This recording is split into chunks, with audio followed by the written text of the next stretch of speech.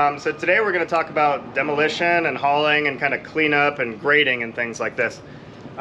So as you can see in this backyard, we have a bunch of concrete. You know, sometimes property owners, if they had an old lawn or something, they want to put in concrete for basketball courts or just so they have a bunch of patio area. You know, a normal standard concrete is one of the cheaper patio hardscape type things. So, you know, somebody did this quite a while ago before these owners moved in, and they're just kind of done with having only concrete in their backyard. They don't even have a planting area or anything around the outside. So we're going to be taking out the concrete from this line here all the way out. So you know, we got to break it up with jackhammers. It's going to be a loud demo day, that's for sure. And just haul it away in a truck. And then, you know, one key thing to think about, you know, we're doing a whole project back here, but one key thing to think about is the grading. You know, the level and where you're going to have water going, you know, because even if we're in Los Angeles, we still do get some flash floods here and there. So even in that one case where it wasn't graded properly and we get a whole bunch of rain that one day, that can prove to, you know, create a lot of issues. So, you know, back here, you can kind of see just in general that this is actually already graded pretty nicely to come down the driveway. You know, you can even see the water line right here that goes down the driveway, and then, you know, the gutter goes down the driveway. So pretty much everything back here, most likely the vast majority of the water will funnel directly toward the driveway, which is great because then it'll just run straight to the street. A lot of properties don't have the advantage of just being able to go, hey, I'm going to push all the water this way, you know. In a lot of cases, if you have a little wall like this is a small retaining wall here, you know,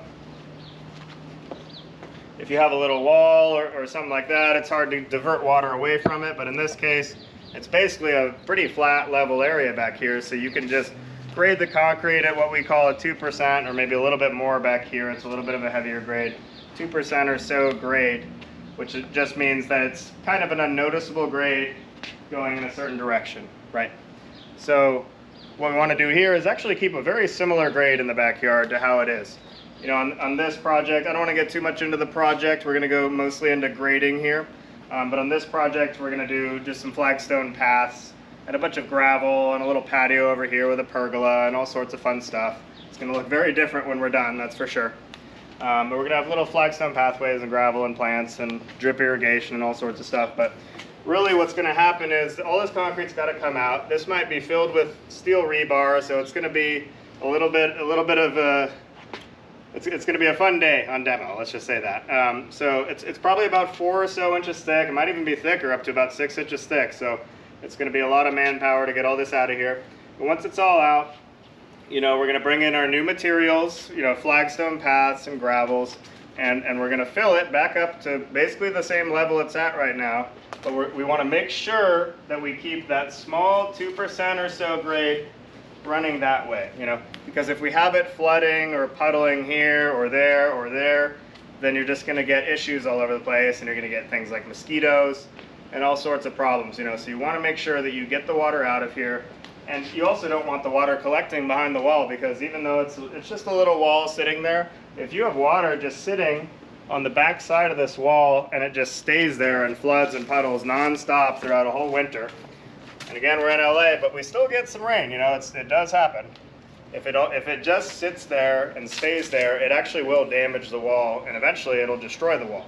Because concrete is actually permeable, meaning it can absorb water, and water can go through it. You know, concrete and blocks and things actually do absorb water, as you can imagine.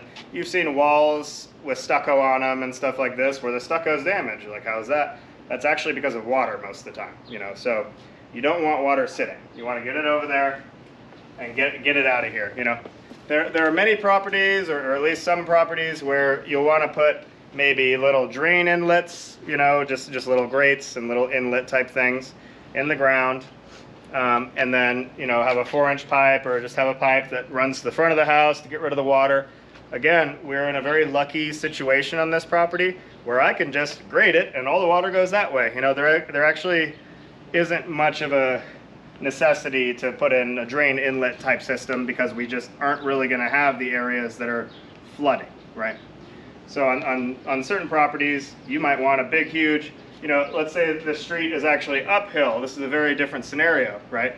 And there are lots of houses where the street is uphill from the house or from the backyard. In that case, you know, of course, you want to have a big catch basin or a big kind of drain inlet type, type thing in the ground, and you're going to want to pump it out to the street. On certain properties, you can't even pump it. Not even the strongest pump would be able to pump it out to the street, right?